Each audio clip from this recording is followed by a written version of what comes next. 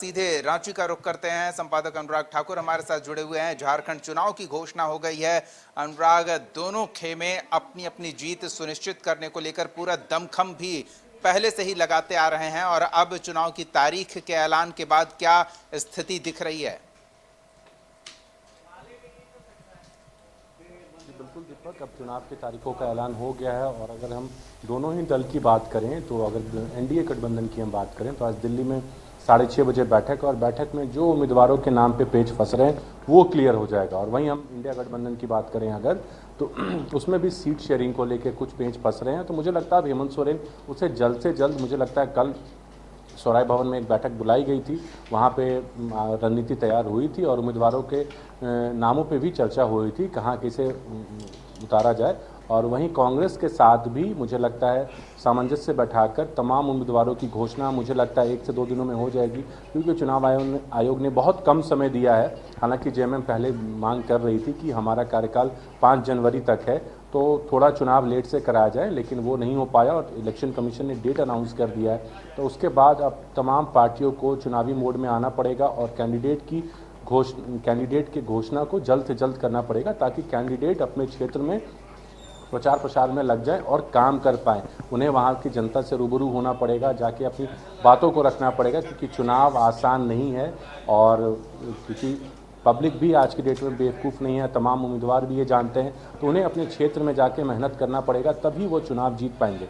तो इन तमाम चीज़ों पे, बिंदुओं पे दोनों ही पार्टी कर रही है, बातचीत कर रही है और मुझे लगता है एनडीए गठबंधन की तो बात आज फाइनल हो जाएगी दिल्ली में बैठक के बाद। आजसू के साथ जो 2 सीटों पे पेच फंस रही है वो क्लियर हो जाएंगे। वहीं अगर हम इंडिया गठबंधन की बात करें तो मुझे लगता है 1 से 2 दिन दीपक काफ़ी है। हेमंत सोरेन इसको भी सॉल्व आउट कर लेंगे और मुझे लगता है उम्मीदवारों की घोषणा भी 2 दिनों के अंदर जेएमएम भी कर देगी। बिल्कुल। अब सबसे महत्वपूर्ण ये है कि सरकार ने जो कामकाज किया है उसे किस तरह से आईएनडीआई अलायंस खेमा लोगों के बीच जाए और काम के बदले मतदान को लेकर लोगों को प्रभावित करे। तो दूसरी ओर एनडीए खेमा अपने चुनावी घोषणा पत्र पर निर्भर होगा। तो किसका पलड़ा किस हिसाब से भारी देखा जाए, अनुराग? जी बिल्कुल, अगर हम देखा जाए तो आप जेएमएम की बात करें, अगर आईएनडीआई गठबंधन की बात करें, इस सरकार की बात करें तो इस सरकार ने काफ़ी अच्छे काम किए हैं कोरोना काल से ही। जैसे ही सरकार ने शपथ लिया उसके बाद कोरोना का दौर आ गया, वो भयावह दौर, उस भयावह दौर में हेमंत सोरेन ने बहुत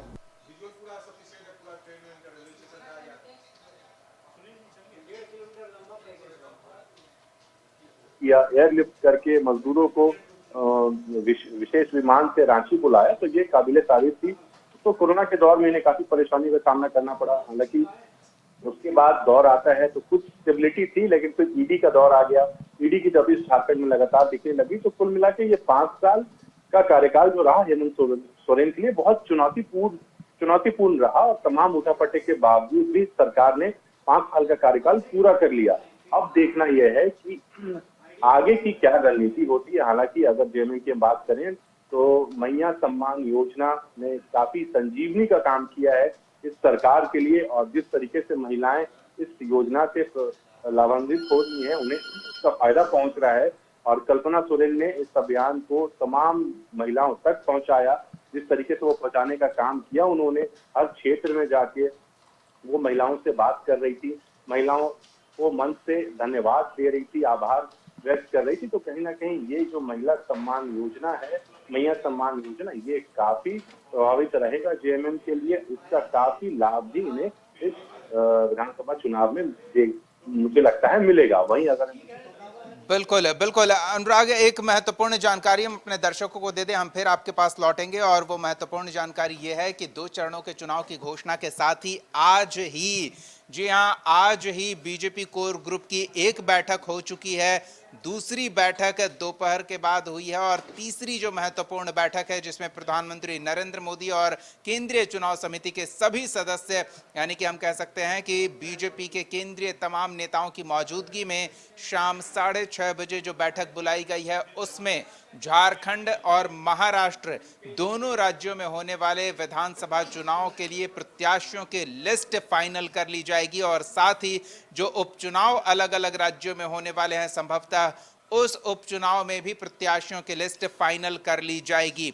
तो अब बात प्रत्याशियों पर करते हैं अनुराग, क्योंकि दोनों खेमा, एक और एनडीए खेमा अपने चुनावी घोषणा पत्र में बड़े बड़े वादे कर सकता है, सरकार के कामों की काट और उसे बेहतर करने का दावा कर सकता है, लेकिन सरकार ने जो किया है उसके आधार पर वोट के लिए जनता के बीच जाएगी। लेकिन अब लिस्ट में किसका नाम होगा, वो नाम कितना प्रभावशाली होगा, ये सबसे महत्वपूर्ण हो जाता है, क्योंकि हर नेता अपने क्षेत्र में अपना प्रभाव भी रखता है और जीत को लेकर गारंटी वो सुनिश्चित करता है। जी बिल्कुल, अब प्रत्याशियों की अगर बात करें और चाहे वो आईएनडीआई गठबंधन की बात करें या बीजेपी की एनडीए गठबंधन की बात कर लें, तो कुछ प्रत्याशियों के नाम तो फाइनल हैं, जो भी बड़े चेहरे हैं, लेकिन कुछ जगहों पे पेच फंसी हुई है। मुझे लगता है यही चीज़ें क्लियर हो जाएंगी आज से कल तक में। उसके बाद प्रत्याशियों के लिए वो बहुत चुनौतीपूर्ण होगा, कैसे वो काम करते हैं, कैसे लोगों के बीच पहुंचते हैं। तो इन तमाम बिंदुओं पर पहले ही चर्चा हो चुकी है, पहले ही बैठक हो चुकी है, चाहे वो जेएमएम की हम बात करें, चाहे बीजेपी की बात करें।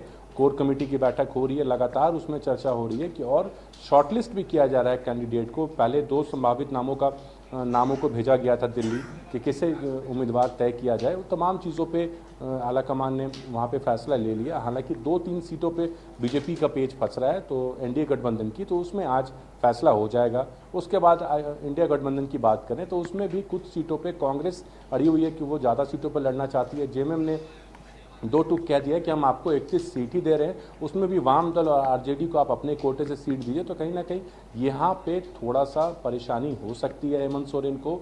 और लेकिन हालांकि हेमंत सोरेन बहुत परिपक्व नेता हैं, जिस तरीके से वो सरकार को, तमाम विधायकों को लेके चल रहे हैं, तो मुझे लगता है इसका भी वो तोड़ निकाल लेंगे और सभी को राजी खुशी सीटों का बंटवारा भी हो जाएगा। और उम्मीदवारों की भी घोषणा मुझे लगता है कल से परसों तक में पहली चरण की लिस्ट मुझे लगता है आईएनडीआई गठबंधन भी जारी कर देगी और बीजेपी भी, एनडीए गठबंधन भी जारी कर देगी। अब रह गई बात प्रत्याशियों की। प्रत्याशियों का चयन हो चुका है, या जो भी प्रत्याशी बड़े चेहरे हैं, चाहे वो चंदन कैरी से अमर बावरी को ले लें, राजधनवार से आप बाबूलाल मरांडी को ले लें, या जो भी हैं तमाम नेता जो हैं, तो सभी की जो वहाँ पे अपने क्षेत्र में उनकी अलग पहचान है, अलग पकड़ है, तो इन लोगों के लिए कोई दिक्कत नहीं है। लेकिन जहाँ पे जो कैंडिडेट चेंज किए जा रहे हैं, वहाँ पे जो नए कैंडिडेट, नए उम्मीदवारों को दिया जाएगा, उनके लिए चुनौतीपूर्ण होगा। वहाँ पे सामंजस्य बैठाकर लोगों को अपनी बात पहुँचा पाना, लोगों को कन्विंस कर पाना, क्योंकि चुनाव आसान नहीं है और वहाँ से चुनाव जीतना भी आसान नहीं है। काफ़ी मेहनत करनी पड़ती है, क्योंकि समय बहुत कम मिला है प्रत्याशियों को भी। तो अब उनके लिए भी एड़ी चोटी का जोर लगाने का वक्त आ गया है कि उन्हें काफ़ी मेहनत करनी पड़ेगी दीपक, तभी वो चुनाव जीत पाएंगे। अब देखने वाली बात यह होगी कि उम्मीदवारों का लिस्ट एक बार जारी हो जाए तो उसके बाद मुझे लगता है सभी एक्टिव मोड में आ जाएंगे और अपने अपने क्षेत्र की ओर कूच करेंगे, वहाँ लोगों से बात करेंगे और अपनी जो योजनाएं हैं भविष्य को लेकर उनके जो वहाँ पे चुनावी क्षेत्र हैं, वहाँ पे उनको अवगत कराएंगे। जी दीपक। चलिए, तो हमारी नजर बनी रहेगी और हर अपडेट दर्शकों तक सबसे पहले पहुंचाते रहेंगे। बहुत बहुत धन्यवाद अनुराग जी इस तमाम बातचीत और जानकारी के लिए। तो झारखंड में चुनावी गहमा गहमी अब बढ़ रही है, आदर्श आचार संहिता प्रभावी हो गई है और हर दल हर सीट पर अपनी जीत सुनिश्चित करने के लिए हर पैतरा अपनाता नजर आएगा और उससे हम आपको अवगत कराते दिखेंगे।